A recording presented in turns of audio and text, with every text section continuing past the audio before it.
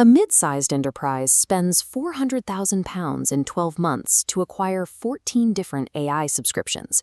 Yet despite that massive investment, their operations director is still at her desk at 11 p.m., manually copying data from one spreadsheet into another. The executive team looks at this situation and assumes they are failing at AI. In reality, they are successfully buying AI. Their actual failure is a complete lack of operational clarity.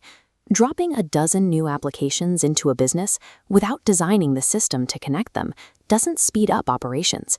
It just creates expensive, organized confusion. This MIT NANDA chart shows enterprise Gen AI pilot success rates. Out of all these pilots, only 5% achieve a measurable P&L impact. The bottleneck is connection. 78% of these enterprises cannot successfully connect newly purchased AI to their legacy systems. At the desk level, nearly half of workers must constantly toggle back and forth between multiple disconnected apps just to finish a single task. These statistics reveal a structural dysfunction operating at scale. The numbers map a landscape where software adoption has outpaced technical integration, creating a permanent drag on productivity. We can give this dysfunction a specific name: integration debt. It is the hidden financial penalty an organization pays when they purchase software before designing the architecture needed to support it. Because those 14 AI subscriptions don't naturally talk, an employee must act as a human bridge. This manual labor invisibly drains the payroll budget, erasing the software's intended ROI. An architecture-first approach designs a system where data flows automatically, in sequence, without human intervention. Integration debt is the inevitable, unbudgeted consequence of treating artificial intelligence as a collection of isolated software products, rather than one connected system. To expose this hidden debt, we don't need to look at the code. We can map the structural chaos using a simple 3-question diagnostic framework that requires absolutely no technical expertise. Question 1.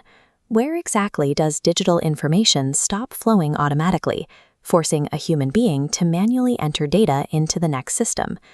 Question 2.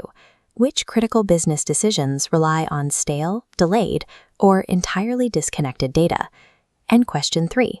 Which employee roles within the organization exist solely to shuttle information back and forth between incompatible tools? The answers to these 3 questions immediately reveal the gaps.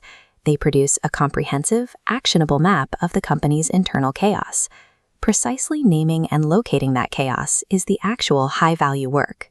It is the exact step that standard strategy consultants consistently fail to deliver when they focus only on the software. Once the chaos is mapped, the remedy takes 4 weeks. Week 1 is a comprehensive discovery audit, cataloging every existing tool and locating every single manual handoff across the business. Week 2 focuses on designing the actual architecture. We decide which systems will connect, their exact sequence, and the specific events that trigger them. Weeks 3 and 4 are the physical build, constructing the logic plumbing to execute this new architecture.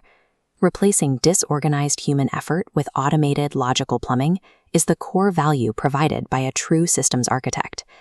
Let's look back at the operations director from the beginning, who is now working within this newly connected architecture. By week 5, her nightly data entry workflow runs entirely autonomously.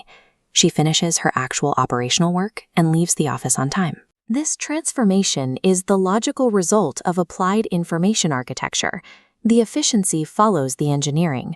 Enterprise AI yields its highest returns through systemic clarity.